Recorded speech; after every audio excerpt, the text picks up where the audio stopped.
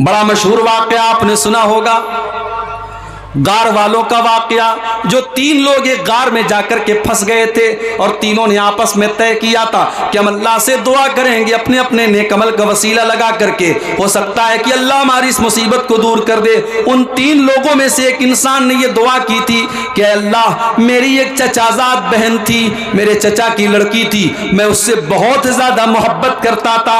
एक मर्द एक औरत से जितनी मोहब्बत कर सकता है, मैं उस औरत से बेइंतहा मोहब्बत करता था। मैं उस लड़की को हासिल करना चाहता था, मैं उसके साथ अपनी शहवत को पूरी करना चाहता था, मगर मेरे पास कोई कंट्रोल नहीं था। उसको पाने की कोशिश कर रहा था लेकिन मैं हासिल नहीं कर पा रहा था। एक मर्तबा सूखा पड़ गया, कहत साली पड़ गई और वो गरीब लड़की थी, गरीब औरत थी, वो मेरे पास आती है, मुझसे मदद मांगती है और मैं उसको 100 दीनार देने का वादा करता हूँ।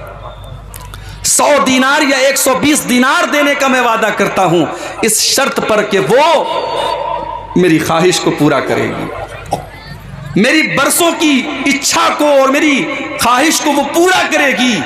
अय अल्लाह, उस औरत के साथ मैं गलत काम करने के लिए तैयार हो गया और जब ऐन मौके पर मैं उस औरत के साथ अपनी ख्वाहिशात को पूरा करना चाहता था और मैं उस औरत के साथ जिना करने वाला था, बदकारी करने वाला था, ऐन मौके पर उस औरत की जुबान से निकला, इत्तकिल्लाह वला तफुज़्ज़ल खातम इल्ला बिहक़्क़िही, अल्लाह से डर और जिस चीज का तुझे इख्तियार नहीं है, जिस चीज की अल्लाह ने तुझको इजाजत नहीं दी है, उस चीज का तू इस्तेमाल न कर। जो चीज तेरे लिए जायज नहीं है उस चीज को तू इस्तेमाल न कर। आय अल्लाह, उस औरत की जुबान से जब ये जुमला मैंने सुना, मैंने फौरन उस गलत काम के इरादे को तर्क कर दिया। मैंने वो 120 दीनार भी उसको दे दिए और मैंने ज़िना का इरादा भी तर्क कर दिया। आय अल्लाह, अगर ये अमल मैंने तेरे डर से किया था तो आय अल्लाह तू आज इस मुसीबत को दूर कर दे। बुखारी शरीफ के अल्फाज हैं, अल्लाह तबारक व तआला ने उन तीनों लोगों की दुआओं की वजह से उनको गार से नजात दे दी और बचा लिया। मेरे प्यारे साथियों, ये होता है गुनाह के टाइम अल्लाह का डर अगर आपके अंदर है तो इस बात की दलील है कि कहीं ना कहीं आपके दिल में ईमान मौजूद है। अल्लाह ने फरमाया, जब उनसे कोई गलत काम हो जाता है तो वो अल्लाह को याद करते हैं। वलम युसिर्रू अला मा फालू वहुम यालमून, और वो अपने गुनाह के ऊपर जमे नहीं रहते हैं, अपने गुनाह के ऊपर वो डटे नहीं रहते हैं। अच्छा, तौबा का मतलब क्या होता है? कभी आपने गौर किया इस पर? तौबा किसको कहते हैं? बहुत सारे लोग ये समझते हैं कि तौबा का मतलब या अल्लाह तौबा, या अल्लाह तौबा, या अल्लाह तौबा। अगर कोई जुबान से कह दे तौबा हो गई, नहीं साहब, ये तौबा नहीं है। ड्रीम 11 खेलना कैसा है और अगर जीत गए तो उसका इस्तेमाल कहां किया जाए? ड्रीम 11 और इस तरीके के जितने ऑनलाइन खेल हैं, ये सब जुआ है, जुआ, ये सब जुआ है, सट्टाबाजी है और ये सब हराम है। अपनी कमाई को आप हराम मत कीजिए, बस इतना कहूंगा। हलाल के बहुत सारे रास्ते हैं, बिजनेस कीजिए, नौकरी कीजिए, मेहनत कीजिए, हलाल का 100 रुपया कमाइए, वो हराम के 1000 रुपये से बेहतर है। ये ड्रीम 11 वगैरह के ड्रीम के चक्कर में मत पड़िए। ये सब जुआ खिलाया जा रहा है नौजवानों को, ऑनलाइन जुआ खिलाया जा रहा है। पहले ऑफलाइन होता था, अब ऑनलाइन जुआ खिलाया जा रहा है। तो अल्लाह की बारगाह में गुनाह करने के बाद जो मुत्तकी लोग होते हैं वो गुनाह के ऊपर डटे नहीं रहते हैं, इसरार नहीं करते हैं, वो अपने गुनाह का इकरार करते हैं, अल्लाह की बारगाह में माफी मांग लेते हैं। मेरे प्यारे नौजवान साथियों, आज कितने नौजवान हैं वो गलत काम कर रहे हैं मगर उनको ये एहसास नहीं है, उनको ये एहसास नहीं है कि हम गलत काम कर रहे हैं। तौबा करने का ख्याल भी उनके दिल में नहीं आता है। आओ मैं तुमको बताऊं कि तौबा किसको कहते हैं। तौबा 4 चीजों का नाम है। कभी गाड़ी चलाई है आपने? कार चलाई है? कार आप जब चलाते हैं तो कार को जब पलटाते हैं, आप जब यू टर्न लेते हैं तो यू टर्न लेने का नाम है तौबा। तौबा का मतलब होता है यू टर्न लेना, तौबा का मतलब होता है पलट के आ जाना। इसका मतलब ये हुआ कि जब एक इंसान ने गलत काम किया तो वो सीधे रास्ते से भटक गया था, और जब उसने तौबा किया तो उसने यू टर्न ले लिया, वो सही रास्ते पर वापस लौट के चला है। आजकल बड़ा एक मुद्दा गरमाया हुआ है। मौलाना अरशद मदनी ने कह दिया कि साहब भारत में तो सारे लोग मुसलमान थे, इसलिए जो लोग इस्लाम को छोड़ करके कोई और मजहब में चले गए वो घर वापसी करें, हमें घर वापसी करने की जरूरत नहीं है। इसलिए कि सबसे पहले इंसान जिनको कुरान ने आदम कहा है और वेदों में मनु कहा गया है, और मनु की औलाद मनुष्य है और आदम की औलाद आदमी है, इंसान है, तो आदम अलैहिस्सलाम तो मुसलमान थे, इस्लाम के फॉलोवर थे, लिहाजा इस दुनिया का सबसे पहला धर्म इस्लाम है। और हमारे उस्ताद मोहतरम अल्लामा रईस अहमद नदवी रहमतुल्लाह अलैह की तहकीक के मुताबिक हज़रत आदम अलैहिस्सलाम जब दुनिया में आए थे तो इसी भारतवर्ष में आए थे, भारत की सरजमीन पर आए थे। लिहाजा भारत का सबसे प्राचीन अगर कोई धर्म है तो वो इस्लाम है। लिहाजा इस्लाम को छोड़कर किसी और मजहब में जो लोग गए हैं उनको घर वापसी करने की ज़रूरत है, मुसलमान को घर वापसी करने की ज़रूरत नहीं है। और एक बात आपको और बताऊं, जब बच्चा पैदा होता है, बच्चा यहूदी नहीं होता है, इस्लाम पर होता है, बच्चा हिंदू नहीं होता है, बच्चा मुशरिक नहीं होता है, बच्चा तौहीद पर पैदा होता है। अल्लाह के प्यारे नबी फरमाते हैं कुल्लु मौलूदिन यूलदु अलल फित्रा, हर बच्चा फितरत पर और इस्लाम के ऊपर पैदा होता है। फ़अबवाहु युहव्विदानिही व युनस्सिरानिही व युमज्जिसानिही, उसके माँ बाप उसको यहूदी बनाते हैं, माँ बाप ईसाई बनाते हैं, माँ बाप मजूसी बनाते हैं, माँ बाप मुशरिक बनाते हैं। इसका मतलब ये हुआ कि इस्लाम नेचुरल तरीका है, जिस तरीके पर अल्लाह ने इंसान को पैदा किया है वो इस्लाम का तरीका है, और जब इस्लाम को छोड़ता है कोई तो वो गलत रास्ते पर जाता है। इसीलिए सच्चे रास्ते पर लौट आने को तौबा कहा जाता है। और याद रखिए तौबा के अंदर 3 चीजें पाई जानी जरूरी है। इसको नोट कर लीजिए, आज की तकरीर की सबसे इंपॉर्टेंट बात इसको समझ लीजिए कि अगर कोई आपसे पूछे कि भाई तौबा किसको कहते हैं तो आप बता दीजिए कि तौबा के अंदर 3 चीजों का होना जरूरी है। नंबर 1, सबसे पहली चीज तौबा के अंदर नदामत होनी चाहिए।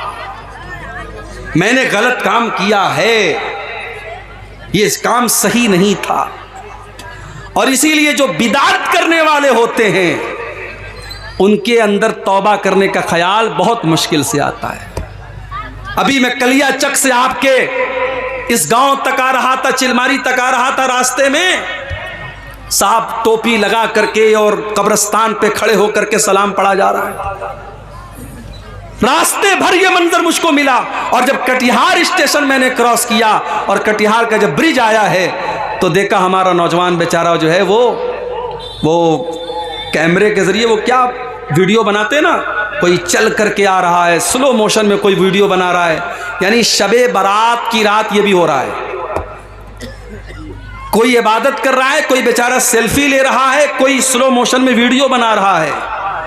तो जो बिदातें होती हैं, बिदातों के सर पैर क्यों नहीं होते हैं? क्योंकि बिदात करने वाला ये सोच करके करता है कि मैं बहुत नेक काम कर रहा हूं। कल से मेरे मोबाइल पर बार बार मैसेज आ रहा है, मौली साहब शबे बारात का रोज़ा रखना कैसा है, मौली साहब शबे बारात की रात में इबादत करना कैसा है। याद रखिए इस्लाम में शबे बारात के नाम से कोई रात नहीं है। ये शबे बारात का तसव्वुर ये शियों के यहाँ से आया है। इस्लाम में शबे बारात नाम की कोई चीज़ ही नहीं है, ये शियों का अकीदा है। उनके 12वें इमाम की पैदाइश उनका कहना है 15 शाबान को हुई है, और उसी जश्न को उन्होंने शबे बारात का नाम दे दिया। ना तो अल्लाह के नबी से शबे बारात की रात की कोई फजीलत साबित है, ना उस रात में इबादत करना साबित है, न दिन में रोजा रखना साबित है, न ये आतिशबाजी करना साबित है, न मस्जिदों को सजाना साबित है, न कब्रिस्तान पे जाना साबित है, न मुर्दों के लिए मग़फ़िरत की दुआ करना साबित है। एक साहब कहने लगे हलवा कैसे हराम हो गया? सूजी जायज़ है, चीनी जायज़ है, देसी घी जायज़ है, नारियल और जायज़ है, और आप कहते हलवा हराम है। सबको मिक्स कर दिया तो हलवा बन गया, आप कहते हैं हलवा हराम है। मैंने कहा भाई हलवा हराम नहीं है, हलवा हराम नहीं है, हलवा यकीनन बहुत अच्छी चीज़ है, हमको भी खिलाइए, हम भी खाएंगे, मगर आप किस अकीदे के मुताबिक बना रहे हैं? आप शबे बारात पर बना रहे हैं तो क्यों बना रहे हैं आप? एक साहब कहने लगे हलवा हम इसलिए बनाते हैं क्योंकि नबी अकरम के दांत टूट गए थे ग़ज़वा उहद में, आपने हलवा खाया तो इसलिए हम हलवा खाते हैं। मैंने कहा भाई साहब ग़ज़वा उहद हुई है शव्वाल में और शबे बारात मना रहे हो शाबान में, तुम 2.5 महीना एडवांस में हलवा खा रहे हो। नबी अकरम ने अगर हलवा खाया भी था, पहली बात तो ये मन गलत बात है, अगर आपने खाया था तो शव्वाल में खाया था, तुम्हें इतनी जल्दी पड़ी है, तुम 2.5 महीना पहले हलवा खा रहे हो, सो था ही नहीं। और फिर हलवा असल में ये पेटू किस्म के शिकम परवर मौलवियों ने इसका इजाद किया ताकि हमारे पेट की दुकानें चलती रहें। तो बिदात करने वाला तौबा नहीं करता है, इसीलिए अल्लाह के नबी अपने हर खुतबे में कहते थे व शर्रुल उमूरि मुहदसातुहा, तब से बुरा काम बिदात है, व कुल्लु मुहदसतिन बिदा, दीन के अंदर नया निकाला गया काम बिदअत है, व कुल्लु बिदातिन ज़लाला, और हर बिदअत गुमराही है। उसूल याद रखिए, शरीयत का एक उसूल याद रखिए, हम जो कलमा पढ़ते हैं ला इलाहा इल्लल्लाह मुहम्मदुर रसूलुल्लाह, इस कलमे के अंदर 2 उसूल मौजूद हैं। ला इलाहा इल्लल्लाह का मतलब इबादत अगर होगी तो सिर्फ और सिर्फ अल्लाह की होगी, इबादत अगर होगी तो सिर्फ और सिर्फ अल्लाह की होगी, और मुहम्मदुर रसूलुल्लाह का मतलब यह है कि इबादत अगर होगी तो मुहम्मदुर रसूलुल्लाह के तरीके के मुताबिक होगी। तो कलमे के अंदर 2 उसूल सिखाया गया, इबादत किसकी होनी चाहिए? इबादत सिर्फ अल्लाह की होनी चाहिए, और इबादत कैसी होनी चाहिए? इबादत जनाब मुहम्मदुर रसूलुल्लाह सल्लल्लाहु अलैहि वसल्लम के जैसी होनी चाहिए। तो जो शबे बारात मना रहा है वो समझो पुराना 500 और 1000 का नोट आज चलाने की कोशिश कर रहा है। चोलबे पुराना नोट चोलबे, कभी ना चोलबे इंशाअल्लाह। तो जब पुराना नोट नहीं चल सकता है तो जिस अमल के ऊपर अल्लाह के नबी की मुहर नहीं लगी है वो अमल कैसे चलेगा? रात भर आप इबादत कर लीजिए, जो इबादत नबी ने नहीं की, जो सहाबा ने नहीं की, जो कुरान और सुन्नत से साबित नहीं है, वो इबादत नहीं हो सकती मेरे प्यारे साथी। चाहे कितना ही एक शख्स है जो कि 5 टाइम नमाज पढ़ता है, लेकिन उनकी माँ उससे नाराज़ है, क्या उस शख्स की नमाज कबूल होगी? कुरान और हदीस की रोशनी में बताइए। देखिए माँ का दर्जा यकीनन बहुत ऊंचा है, माँ का दर्जा बहुत ऊंचा है, माँ को नाराज़ नहीं करना चाहिए, मगर कभी कभी ऐसा भी होता है कि माँ गलत बात पे नाराज़ होती है। हज़रत साद बिन अबी वक्कास रज़ी अल्लाह तआला अन्हु की माँ नाराज़ हो गई, उन्होंने इस्लाम कबूल कर लिया, माँ नाराज़ हो गई। माँ ने यहाँ तक कह दिया मैं खाना नहीं खाऊंगी जब तक तू इस्लाम को नहीं छोड़ेगा। उन्होंने कहा माँ मुझे तुझसे बहुत मोहब्बत है मगर मैं इस्लाम नहीं छोड़ सकता तेरे लिए। माँ ने खाना पीना बंद कर दिया। हज़रत साद बिन अबी वक्कास रज़ी अल्लाह तआला अन्हु ने बहुत समझाया, माँ तैयार नहीं हुई, बुढ़िया थी, उम्र हो चुकी थी, थोड़ा सा टाइम गुजरा, बिस्तर पड़ गई। अब बिस्तर पड़ गई, अब खानदान के लोग आ रहे हैं, उनकी माँ की हालचाल पूछ रहे हैं, और जब पता चलता है कि बेटे के इस्लाम कबूल करने की वजह से इन्होंने खाना पानी बंद कर दिया है, तो लोग इनको बुरा भला भी कह के जा रहे हैं कि देखो इसकी वजह से इसकी माँ बीमार पड़ी है। हालत ये हो गई, हजरत साद की माँ आखिरी सांसें लेने लगी, आखिरी सांसें लेने लगी, इंतकाल का टाइम आ गया। हजरत साद ने अपनी माँ से कहा कि अम्मी जान, लऊ कानत लकी मियतु नफ्सिन, अगर अल्लाह ताला तुझे 100 जिंदगियां दे दे, तेरे अंदर 100 जान पैदा हो जाए और एक एक जान तेरी निकलती चली जाए और तू मुझसे कह दे कि मैं इस्लाम को छोड़ दूं, तो ऐ मेरी माँ मैं तेरी जिंदगी को बचाने के लिए इस्लाम को छोड़ने वाला नहीं हूं। माँ समझ गई कि मेरा बेटा मानने वाला नहीं है। माँ ने आखिर में खाना खाया, पानी पिया, और बाद में माँ को भी अल्लाह ने हिदायत दी और बाद में माँ ने भी इस्लाम कबूल किया। तो माँ नाराज़ है, अगर सही बात को लेकर के नाराज़ है तब तो बेटा गुनहगार होगा, लेकिन माँ बिला वजह नाराज़ है, नाहक नाराज़ है, बेमतलब की बात पे नाराज़ है, जिसका कोई सर पैर नहीं है, तो बेटा गुनहगार नहीं होगा। बेटे को चाहिए अगर माँ नाराज है, गलत बात पर भी नाराज है, बेटा माँ को मनाने की कोशिश करे। लेकिन ऐसा कोई सबूत नहीं है कि माँ नाराज है तो बेटे की नमाज कबूल नहीं होगी। एक बड़ा मशहूर वाक़या है हज़रत अलक़मा का वाक़या कि उनकी माँ उनसे नाराज़ हो रही थी, तो उनके साथ बड़ा बुरा मसला हो रहा था। उनकी मौत का टाइम आया तो अल्लाह के नबी ने पूछा कि क्या मामला है। पता लगा उनकी माँ उनसे नाराज़ है। जब तक माँ ने माफ़ नहीं कर दिया तब तक उनकी रूह परवाज़ नहीं हुई और उनको चैन नहीं मिला। बहुत मशहूर वाक़या है मगर वो मनगढ़ंत वाक़या है, मौजू रिवायत है, सही हदीस से साबित नहीं है। लिहाजा इस बात की कोई दलील नहीं है कि माँ अगर नाराज़ है तो बच्चे की दुआ, बेटे की दुआ जो है वो कबूल। सूरह लुक़मान में भी इस सिलसिले में आयत है। जी जी जी। तो अगर माँ गलत बात पर नाराज़ है तो पहली बात तो उससे कोई मतलब नहीं है। अगर सही बात पर भी नाराज़ है तो बेटे को मनाने की कोशिश करनी चाहिए, उसकी वजह से उसकी इबादत पर कोई फ़र्क नहीं पड़ेगा। तो तौबा की पहली कंडीशन यह है कि आपको एहसास हो कि हाँ मैंने गलत काम किया है। तौबा की दूसरी कंडीशन, आप इस बात का पक्का इरादा करें कि आइंदा आप उस गलत काम को नहीं करेंगे। शराब पीने वाला तौबा कर रहा है शाम को, आय अल्लाह आज के बाद मैं कभी शराब नहीं पीऊंगा, सुबह को फिर शराब पीने लगता है। आइंदा उस गुनाह को पक्का इरादा करे कि मैं नहीं करूंगा, तब तो उसकी तौबा कबूल होगी, वरना तौबा का कोई मतलब नहीं है। और तौबा की तीसरी शर्त कि जिस गुनाह से वो तौबा कर रहा है उस गुनाह को फौरन छोड़ दे, तब उसकी तौबा कबूल होगी। अभी आज एक साहब मुझसे मिले, पता लगा वो नमाज नहीं पढ़ते, गवर्नमेंट नौकरी करते, गवर्नमेंट टीचर हैं, नमाज नहीं पढ़ते। मैंने कहा साहब क्यों नमाज नहीं पढ़ते आप? बोले मौलवी साहब दुआ कीजिए। मैंने कहा नमाज दुआ पढ़ने से आप नहीं पढ़ेंगे, नमाज आपको पढ़ना होगा, वो मेरे दुआ करने से आप नमाज नहीं पढ़ेंगे। मैंने कहा आपकी गवर्नमेंट जॉब है, सुबह कितने बजे स्कूल जाते? बोले 8 बजे। मैंने कहा मैं दुआ कर देता हूँ अल्लाह आपको स्कूल में पहुँचा दे, आप घर में बैठे रहे, पहुँच जाएंगे क्या स्कूल? आपको जाना पड़ेगा, आपको ड्यूटी देनी पड़ेगी। आप 8 की जगह 8:30 बजे स्कूल नहीं पहुंचते, क्योंकि आपको पता है आपकी सैलरी कट जाएगी, आपकी नौकरी खतरे में आ जाएगी। अभी मेरे साथ इतना बड़ा एक्सीडेंट हुआ, यूपी के अंदर मैं कार से जा रहा था, कार मेरी ट्रक से लड़ गई। मैं रातों रात 350 किलोमीटर का सफर करके वापस लौट रहा था। क्यों? क्योंकि मेरी जॉब है, मुझे पढ़ाना है, सुबह मदरसे पहुंचना था। मैं 300 किलोमीटर का सफर तय करके, मुझे पागल कुत्ते ने तो नहीं काटा है, मैं रात में भाग रहा हूं, ड्राइवर को नींद आ रही है, बेचारा किसी तरीके से गाड़ी चला रहा है, लेकिन जॉब का मामला था, मुझे सुबह जाना है। कितने प्रोग्राम हैं, देने के बाद मुझे कैंसिल करना पड़ता है कि नहीं छुट्टी नहीं मिल पाई, मदरसे का मसला है, इम्तिहान है या कोई और मामला है, हम नहीं आ पाते।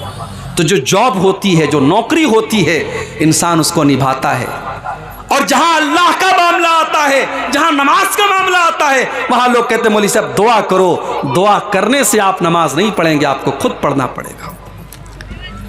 मेरे प्यारे साथियों, इसीलिए अल्लाह ताला कह रहा है कि नेकी के कामों में सबकत करो। मस्जिद में नमाज पढ़ने जाओ तो सबसे पहली सफ में जाओ, कोशिश करो कि पहली तकबीर में तुम शामिल हो जाया करो। इसलिए कि अल्लाह के नबी फरमाते हैं लौ यालमुन्नासु मा फिन निदाई वस्सफ़िल अव्वली, अगर लोगों को पता चल जाए कि पहली सफ का क्या मकाम है, अगर लोगों को पता चल जाए कि पहली तकबीर का क्या मकाम है, और उस सवाब को हासिल करने के लिए अगर घसीट करके आना पड़े तो लोग घसीट करके आएंगे, मगर पहली सफ में शामिल होंगे।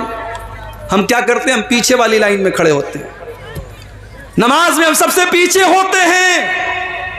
मदरसे में चंदा देने की बात आती है, दान देने की बात आती है, हम सोचते हैं सबसे आखिर में हम चंदा दें। पहले देखे प्रधान जी कितना देते हैं, पहले देखे गांव के हाजी साहब कितना देते हैं, गांव के रईस लोग कितना देते हैं, उसके बाद हम देंगे।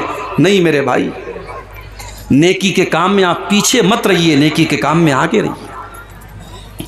हजरत अबू बकर सिद्दीक को देखो, अल्लाह के नबी अपने साहबा के साथ बैठे हुए हैं। आप कहते हैं कि क्या तुम में से कोई ऐसा है जो आज रोजा रख करके आया है?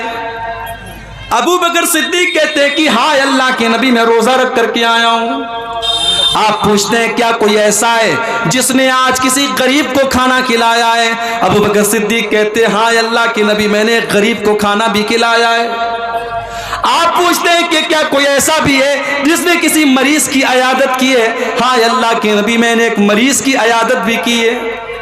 आप पूछते हैं क्या कोई ऐसा भी है जो किसी मुसलमान के जनाजे में शामिल हुआ है? हाँ अल्लाह के नबी, मैं एक मुसलमान के जनाजे में भी शामिल हुआ हूँ। आपने फरमाया मजतमान फी इम्रिइन इल्ला दखल जन्ना, ये सारी की सारी नेकियां अगर एक इंसान एक दिन में 24 घंटे में कर लेता है तो वो जरूर जन्नत में जाएगा, जन्नत में जरूर जाएगा। ये अबू बकर सिद्दीक, नेकी के मामले में पहले नंबर पर हजरत अबू बकर सिद्दीक का नाम आता है। मेरे भाइयों, हमें और आपको भी नेकी के मामले में आगे रहना चाहिए। आज कितने लोग हैं जुमा की नमाज में, अगर 1 बजे जुमा की नमाज होने वाली है तो 12:55 पर उनकी शक्ल नजर आती है मस्जिद में। अल्लाह के नबी फरमाते हैं कि जुमा के दिन जो सबसे पहले आता है उसे अल्लाह की राह में ऊंट सदका करने का सवाब मिलता है, जो बाद में आता है उसको गाय सदका करने का सवाब मिलता है, जो उसके बाद आता है उसको दुम्बा, जो उसके बाद आता है उसको मुर्गी, जो उसके बाद आता है उसको अंडा अल्लाह की राह में सदका देने का सवाब मिलता है। और जब इमाम खुतबा देने के लिए आता है तो ये सवाब लिखने वाले फरिश्ते सवाब लिखना बंद कर देते हैं और वो भी इमाम का खुतबा सुनने लगते हैं। हम लोग तो इतने बदनसीब हैं कि ऊंट छोड़ दो, गाय छोड़ दो, दुम्बा छोड़ दो, बकरा छोड़ दो, मुर्गा छोड़ दो, अंडा छोड़ दो। कितने बदनसीब ऐसे लोग हैं कि जुमा के दिन वो तब आते हैं जब इमाम का खुतबा स्टार्ट हो जाता है, बल्कि जमात शुरू होने के 5 मिनट पहले वो मस्जिद में आते हैं। ऐसा नहीं होना चाहिए मेरे भाई। इस्लाम आपको नेकी के मामले में आगे आगे रहने का हुक्म देता है। गज़वे तबूक का मौका याद कीजिए। हजरत उमर फारूक रजी अल्लाह ताला अन्हु फरमाते हैं कि मेरे दिल में ख्याल आया कि आज नेकी के मामले में, आज अल्लाह के दीन के मामले में मैं अबू बकर से आगे निकल करके दिखाऊंगा। वो अपने घर आते हैं, अपने घर का सारा सामान इकट्ठा करते हैं और सारे सामान को 2 भाग में वो बांट देते हैं और एक भाग अपने घर में छोड़ देते हैं और एक हिस्सा अल्लाह के नबी के पास लेकर के आते हैं। अय अल्लाह के नबी, आज इस्लाम को मेरे माल की जरूरत है, देखिए मैं अपने घर का माल लेकर के आया हूँ। नबी अकरम पूछते हैं कि अय उमर, घर वालों के लिए कुछ छोड़ के आए हो कि नहीं आए हो? अय अल्लाह के नबी, आप परेशान ना हो, मैं आधा लेकर के आया हूँ, आधा छोड़ करके आया हूँ। उमर फारूक बहुत खुश हैं कि आज मैंने वो कारनामा अंजाम दे दिया जो अबू बकर सिद्दीक भी अंजाम नहीं दे सकते। थोड़ी देर के बाद हजरत अबू बकर सिद्दीक भी आते हैं, वो भी अपने घर का सामान लेकर के आए हैं, अपने घर का माल लेकर के आए हैं, अपने घर की चीजें लेकर के आए हैं। उन्होंने लाकर के जब अल्लाह के नबी के सामने रख दिया, आपने पूछा अय अबू बकर, तुमने अपने घर वालों के लिए क्या छोड़ा है? हजरत अबू बकर सिद्दीक कहते हैं अब कई तो लहुमुल्लाह व रसूलहू, अय अल्लाह के नबी, मैंने अपने घर वालों के लिए अल्लाह को छोड़ा है, उसके रसूल को छोड़ा है। अय अल्लाह के नबी, मैं तो सब कुछ लेकर के आया हूँ, आज इस्लाम को मेरे माल की जरूरत है, मैं अपने घर वालों के लिए कुछ छोड़ के नहीं आया, मैं अल्लाह को छोड़ के आया हूं, रसूल को छोड़ के आया हूं। उमर फारूक की आंखों में आंसू आ गए। उन्होंने कहा मुझे यकीन हो गया कि मैं नेकी के मामले में अबू बकर का मुकाबला नहीं कर सकता। नेकी के मामले में सबकत करो मेरे प्यारे साथी। इसीलिए अल्लाह ताला कुरान के 17वें पारे में अपने नबियों का जिक्र करने के बाद कहता है, अपने नबियों का नाम लेने के बाद कहता है इन्नहुम कानू युसारिऊना फिल खैरात, ये मेरे जितने नबी थे, ये मेरे जितने रसूल थे, वो नेकियों के मामले में आगे आगे रहते थे, वो नेकियों के मामले में पीछे पीछे नहीं रहते थे।